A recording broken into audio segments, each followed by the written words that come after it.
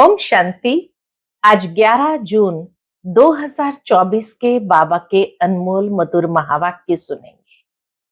आज की बाबा की मुरली है पतित और पावन, दोनों के बीच का कॉन्ट्रास्ट। बाबा कहे तुम बच्चों को संपूर्ण बनना है, क्योंकि अब घर जाना है, फिर पावन दुनिया में जरूर आना है।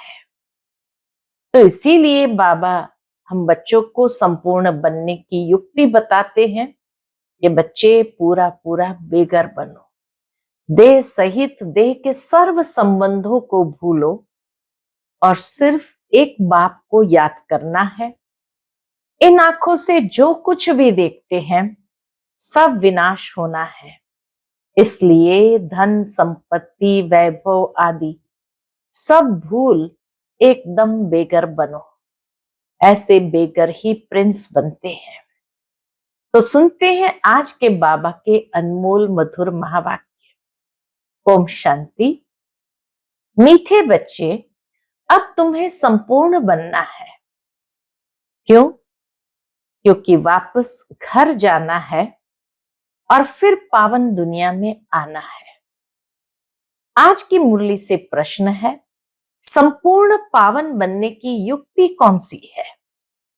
उत्तर, संपूर्ण पावन बनना है तो पूरा बेघर बनो, देह सहित सब संबंधों को भूलो और मुझे याद करो, तब पावन बनेंगे।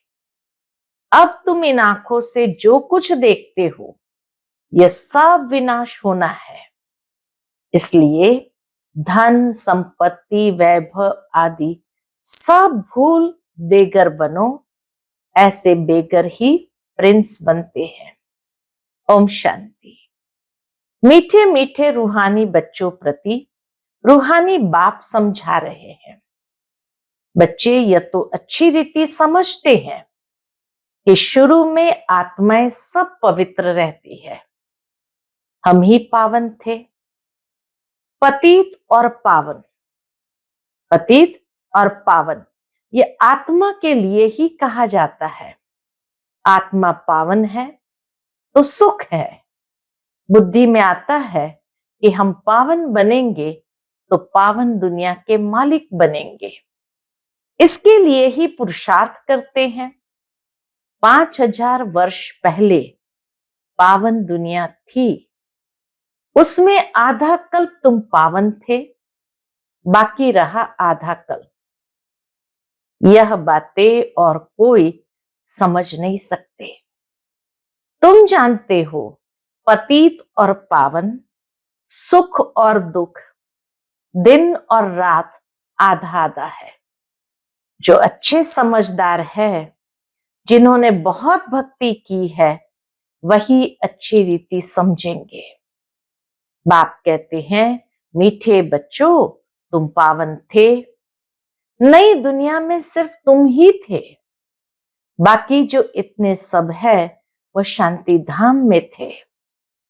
पहले पहले हम पावन थे और बहुत थोड़े थे, फिर नंबरवार मनुष्य सृष्टि वृद्धि को पाती है। अब तुम मीठे बच्चों को कौन समझा रहे हैं? कितना प्यार से बाबा कहे, अब तुम मीठे बच्चों को कौन समझा रहे हैं? बाप। आत्माओं को परमात्मा बाप समझाते हैं।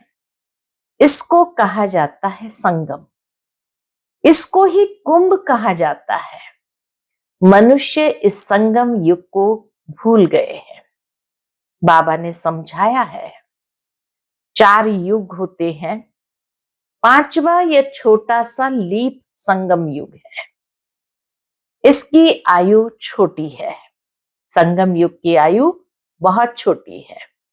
बाप कहते हैं, मैं इनकी वानप्रस्थ अवस्था में प्रवेश करता हूं। किनकी? ब्रह्मा बाबा की वानप्रस्थ अवस्था में प्रवेश करता हूं। बहुत जन्म के अंत के भी अंत में बच्चों को ये खात्री है ना, बाप ने इनमें प्रवेश किया है। खात्री है ना कि बाप ने इनमें प्रवेश किया है। इनकी भी बायोग्राफी सुनाई है, ब्रह्मा बाबा की भी पूरी बायोग्राफी सुनाई है। बाप कहते हैं मैं आत्माओं से ही बात करता हूं। आत्मा और शरीर दोनों का इकट्ठा पार्ट होता है। इनको कहा जाता है जीव आत्मा। पवित्र जीवात्मा, अपवित्र जीवात्मा। तुम बच्चों की बुद्धि में है कि सतयुग में बहुत थोड़े देवी देवता होते हैं। फिर अपने लिए भी कहेंगे सतयुग में तो बहुत थोड़े होते हैं। फिर अपने लिए भी कहेंगे हम जीव आत्मा जो सतयुग में पावन थी, वह फिर 84 जन्मों के बाद पतित बने हैं। पतित से पावन, पावन से पतित, ये चक्र फिरता ही रहता है। याद भी उस पतित पावन बाप को करते हैं।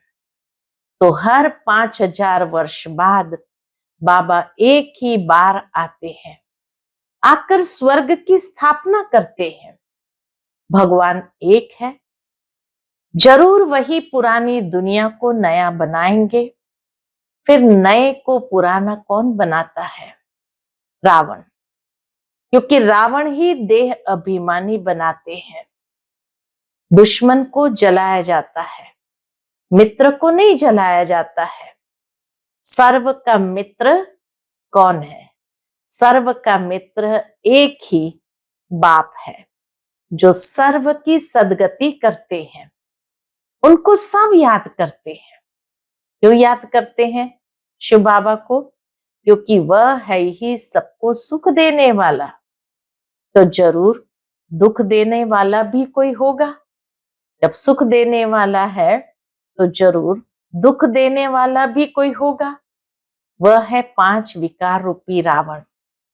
आधा कल्प राम राज्य, आधा कल्प रावण राज्य। स्वास्तिका निकालते हैं ना, इसका भी अर्थ बाप समझाते हैं। इसमें पूरा चौथा होता है। 4 युग होते हैं, एक एक युग एक एक चौथाई का। तो इसमें पूरा चौथा होता है, जरा भी कम जास्ती नहीं। ये ड्रामा बड़ा एक्यूरेट है। कोई समझते हैं हम इस ड्रामा से निकल जाएं? बहुत दुखी है। इससे तो जाकर ज्योति ज्योत समाए, वह ब्रह्म में लीन हो जाए। कई लोग सोचते हैं कि बहुत दुख है, क्यों ये ड्रामा के चक्र में आना, इसे तो निकल जाए, ज्योति ज्योत समा जाए, ब्रह्म में लीन हो जाए। लेकिन कोई भी जा नहीं सकता। एक बार आए हैं तो अनेक प्रकार के कर्म किए हैं, और वो कर्म बंधन अनेक आत्माओं के साथ बंधते जाते हैं। तो उसको चुकाना तो पड़ेगा, उससे छूट तो नहीं सकते हैं। तो इसीलिए बाबा कहे कोई भी जा नहीं सकता। क्या क्या ख्यालात करते हैं। भक्ति मार्ग में प्रयत्न भी भिन्न भिन्न करते हैं। सन्यासी शरीर छोड़ेंगे तो ऐसे कभी नहीं कहेंगे कि स्वर्ग व वैकुंठ पधारा। प्रवृत्ति मार्ग वाले कहेंगे फलाना स्वर्ग पधारा। प्रवृत्ति मार्ग वालों के लिए कहेंगे स्वर्ग पधारा, वैकुंठवासी हुआ। लेकिन सन्यासी के लिए कहेंगे पार निर्वाण गया। आत्माओं को स्वर्ग याद है ना, तुमको तो सबसे ज्यादा याद है। तुमको दोनों ही हिस्ट्री ज्योग्राफी का पता है। हम बाबा कहे दोनों की हिस्ट्री ज्योग्राफी का पता है, और कोई को पता नहीं है। तुमको भी पता नहीं था। बाप बैठ बच्चों को सब राज समझाते हैं। ये मनुष्य सृष्टि रूपी वृक्ष है। वृक्ष का जरूर बीज भी होना चाहिए। बाप ही समझाते हैं पावन दुनिया कैसे पतित बनती है, फिर मैं पावन बनाता हूं। पतित से पावन कौन बनाते? एक बाबा ही बनाते हैं। पावन दुनिया को कहा जाता है स्वर्ग। पावन दुनिया है स्वर्ग। स्वर्ग पास्ट हो गया, फिर जरूर रिपीट होना है। इसलिए कहा जाता है वर्ल्ड की हिस्ट्री रिपीट होती है, अर्थात वर्ल्ड ही पुरानी से नई, नई से पुरानी होती है। रिपीट माना ही ड्रामा। ड्रामा अक्षर बहुत अच्छा है, शोभता है। चक्र हूबहू फिरता ही रहता है। नाटक को हूबहू नहीं कहा जाता। कोई बीमार हो पड़ते हैं तो छुट्टी ले लेते हैं। तो तुम बच्चों की बुद्धि में है, हम पूज्य देवता थे, फिर पुजारी बने। बाप आकर पतित से पावन बनने की युक्ति बताते हैं, जो कि 5000 वर्ष पहले बताई थी। सिर्फ कहते हैं बच्चों मुझे याद करो। बाप पहले पहले तुमको आत्माभिमानी बनाते हैं। पहले पहले यह सबक यानी पाठ देते हैं, बच्चे अपने को आत्मा समझो और बाप को याद करो। हम बाबा आकर के सबसे पहले हमें आत्माभिमानी बनाते हैं और पहला पहला पाठ यही पढ़ाते हैं कि अपने को आत्मा समझो और बाप को याद करो। इतना तुमको याद कराता हूं, तुम फिर भी भूल जाते हो। भूलते ही रहेंगे जब तक ड्रामा का अंत आए। अंत में जब विनाश का समय होगा तब पढ़ाई पूरी होगी, फिर तुम शरीर छोड़ देंगे। जैसे सर्प भी एक पुरानी खाल छोड़ देते हैं ना, तो बाप भी समझाते हैं तुम जब बैठते हो अथवा चलते फिरते हो, देही अभिमानी होकर रहो। आगे तुमको देह अभिमान था, अब बाप कहते हैं आत्म अभिमानी बनो। देह अभिमान में आने से तुमको 5 विकार पकड़ लेते हैं। आत्म अभिमानी बनने से कोई विकार पकड़ेगा नहीं। देही अभिमानी बन बाप को बहुत प्यार से याद करना है। आत्माओं को परमात्मा बाप का प्यार मिलता है। इस संगम युग पर इसको कल्याणकारी संगम कहा जाता है, जबकि बाप और बच्चे आकर मिलते हैं। तुम आत्माएं भी शरीर में हो, बाप भी शरीर में आकर तुमको आत्मनिश्चय कराते हैं। बाप एक ही बार आते हैं, जबकि सभी को वापस ले जाना है, तभी बाबा आते हैं। समझाते भी है हम तुमको कैसे वापस ले जाएंगे। तुम कहते भी हो हम सभी पतित है, आप पावन हो, आप आकर हमको पावन बनाओ। तुम बच्चों को पता नहीं है कि बाबा कैसे पावन बनाएंगे। जब तक बनावे नहीं तब तक क्या जाने। यह भी तुम समझते हो आत्मा छोटा सितारा है, बाप भी छोटा सितारा है, परंतु वह ज्ञान का सागर, शांति का सागर है। तुमको भी आप समान बनाते हैं। यह ज्ञान तुम बच्चों को है, जो फिर तुम सबको समझाते हो। बाबा ने ज्ञान हम बच्चों को दिया, जो फिर बाबा कहे तुम सबको समझाते हो। फिर सतयुग में जब तुम होंगे तो यह ज्ञान सुनाएंगे क्या? नहीं, ज्ञान सागर बाप तो एक ही है, जो तुमको अभी ही पढ़ाते हैं। जीवन कहानी तो सबकी चाहिए ना, वह बाप सुनाते ही रहते हैं, परंतु तुम घड़ी घड़ी भूल जाते हो। तुम्हारा माया के साथ युद्ध है।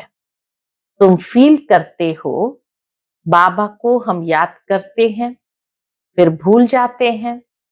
बाप कहते हैं माया ही तुम्हारी दुश्मन है, जो तुमको भुला देती है, अर्थात बाप से बेमुख कर देती है। तुम बच्चे एक ही बार बाप के सन्मुख होते हो, बाप एक ही बार वर्षा देते हैं, फिर बाप को सन्मुख आने की दरकार ही नहीं। वर्षा दे दिया, फिर बाप को सन्मुख आने की दरकार नहीं। पाप आत्मा से पुण्य आत्मा स्वर्ग का मालिक बनाया, बस। फिर क्या आकर करेंगे? स्वर्ग में बाबा आकर क्या करेंगे? तुमने बुलाया और मैं बिल्कुल पूरे टाइम पर आया। हर 5000 वर्ष बाद मैं अपने समय पर आता हूं। ये किसको भी पता नहीं है। शिवरात्रि क्यों मनाते हैं, उसने क्या किया, इसको भी पता नहीं है। इसलिए शिवरात्रि की हॉलीडे आदि कुछ नहीं करते।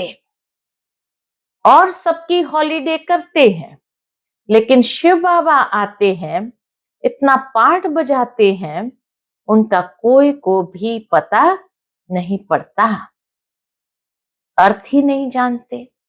भारत में कितना अज्ञान है। तुम बच्चे जानते हो, क्या जानते हो कि शिव बाबा ही ऊंचते ऊंच है, तो जरूर मनुष्य को ऊंचते ऊंच बनाएंगे। बाप कहते हैं मैंने इनको ज्ञान दिया, योग सिखाया, फिर वह नर से नारायण बना। उन्होंने यह नॉलेज सुनी है। यह ज्ञान तुम्हारे लिए ही है और किसके लिए शोभता नहीं। तुमको फिर से बनना है और कोई नहीं बनते। यह है नर से नारायण बनने की कथा। जिन्होंने और धर्म स्थापन किए, सब पुनर्जन्म लेते लेते तमो प्रधान बने हैं। फिर उन सबको सतो प्रधान बनना है। उस पद के अनुसार फिर रिपीट करना है। ऊंच पाठधारी बनने के लिए तुम कितना पुरुषार्थ कर रहे हो? कौन पुरुषार्थ करा रहा है? बाबा। तुम ऊंच बन जाते हो, फिर कभी याद भी नहीं करते हो। स्वर्ग में थोड़ी याद करेंगे। ऊंचते ऊंच बाप है, फिर बनाते भी ऊंच है। नारायण से पहले तो श्री कृष्ण है। फिर तुम ऐसे क्यों कहते हो कि नर से नारायण बने? क्यों नहीं कहते हो नर से कृष्ण बने? नर से नारायण कहा जाता है, नर से कृष्ण क्यों नहीं कहते हैं? पहले नारायण थोड़ी बनेंगे, पहले तो प्रिंस श्री कृष्ण बनेंगे ना। बच्चा तो फूल होता है, वह तो फिर भी युगल बन जाते हैं। महिमा ब्रह्मचारी की होती है। छोटे बच्चे को सतो प्रधान कहा जाता है।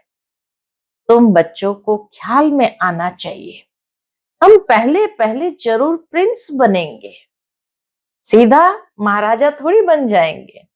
गाया भी जाता है बेगर टू प्रिंस। बेगर किसको कहा जाता है? किसको कहा जाता है? आत्मा को ही शरीर के साथ बेगर व शाहूकार कहते हैं। इस समय तुम जानते हो सभी बेगर्स बन जाते हैं, सब खत्म हो जाते हैं। तुमको इस समय ही बेगर बनना है, शरीर सहित। पाए पैसे जो कुछ है खत्म हो जाएंगे। आत्मा को बेगर बनना है, सब कुछ छोड़ना है, फिर प्रिंस बनना है। तुम जानते हो धन दौलत आदि सब छोड़कर बेगर बन हम घर जाएंगे, फिर नई दुनिया में प्रिंस बनकर आएंगे। जो कुछ भी है सब कुछ छोड़ना है। बाबा कहे जो कुछ भी है सब कुछ छोड़ना है। यह पुरानी चीज कोई काम की नहीं है। आत्मा पवित्र बन जाएंगी, फिर यहाँ आएगी पाठ बजाने। जैसे ही आत्मा पवित्र बन जाएंगी, यहां से जाएंगी और फिर आएंगे नया पाठ बजाने। कल्प पहले मिसल।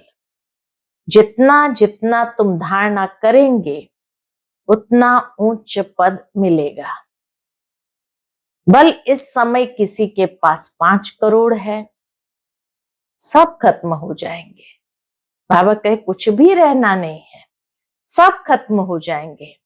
हम फिर से अपनी नई दुनिया में जाते हैं। यहां तुम आए हो नई दुनिया में जाने के लिए, और कोई सत्संग नहीं जिसमें कोई समझे कि हम नई दुनिया के लिए पढ़ रहे हैं। तुम बच्चों की बुद्धि में है, बाबा हमको पहले क्या बनाते हैं? बाबा हमको पहले बेगर बनाकर फिर प्रिंस बनाते हैं। देह के सब संबंध छोड़े तो बेगर ठहराना कुछ भी है नहीं। अभी भारत में कुछ भी नहीं है। भारत अभी बेगर इंसॉल्वेंट है, फिर सॉल्वेंट होगा। कौन बनते हैं? आत्मा शरीर द्वारा बनती है। अभी राजा रानी भी है नहीं। अभी सारी दुनिया में देखो तो कहां पर भी राजा रानी का राज्य नहीं है, वह भी इंसॉल्वेंट है। राजा रानी का ताज भी नहीं है, न वह ताज है न रतन जड़ित ताज है, न पवित्रता का ताज है न रतन जड़ित ताज है। अंधेरी नगरी है, सर्वव्यापी कह देते हैं। गोया सब में भगवान है, सब एक समान है। कुत्ते बिल्ली सब में है, इसको कहा जाता है अंधेरी नगरी। तुम ब्राह्मणों की रात थी, अब समझते हो ज्ञान दिन आ रहा है। सतयुग में सभी जागती ज्योत है, अभी दीवा बिल्कुल डल हो गया है। भारत में ही दीवा जगाने की रस्म है, और कोई थोड़ी दीवा जगाते हैं। तुम्हारी ज्योति उझाई हुई है। सतो प्रधान विश्व के मालिक थे, वह ताकत कम होते होते अभी कुछ ताकत ही नहीं रही है। फिर बाप आए हैं तुमको ताकत देने। बैटरी भरती है। आत्मा को परमात्मा बाप की याद रहने से बैटरी भरती है। आत्मा को परमात्मा बाप की याद रहने से फिर बैटरी भरती है। अच्छा, मीठे मीठे सिकी लदे बच्चों प्रति माता पिता बाप दादा का याद प्यार और गुड मॉर्निंग। रूहानी बाप की रूहानी बच्चों को नमस्ते। हम सभी रूहानी बच्चों की रूहानी माता पिता बाप दादा को याद प्यार गुड मॉर्निंग और नमस्ते नमस्ते। शुक्रिया बाबा, शुक्रिया। आज की मुरली से धारणा के लिए मुख्य सार है।